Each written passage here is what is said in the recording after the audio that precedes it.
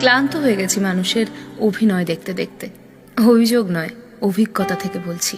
যাকে যত বেশি গুরুত্ব দেবে সে তত বেশি অবহেলা করবে। কাউকে এতটাও বেশি অবহেলা করো না যাতে সে একা থাকতে শিখে যায়। একা থাকাটা যথেষ্ট কঠিন, কিন্তু একবার যদি কেউ একা থাকতে শিখে যায় তবে তার জীবনে কে এলো গেল, তাকে দাম দিল না দিল, ভালোবাসলো অথবা না বাসলো, তাতে তার কিচ্ছু যায় আসে না।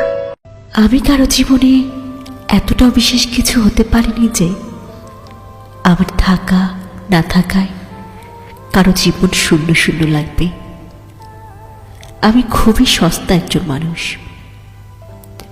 আমাকে কেউ তার জীবন থেকে হারালেও তার কোনো আফসোস হবে না।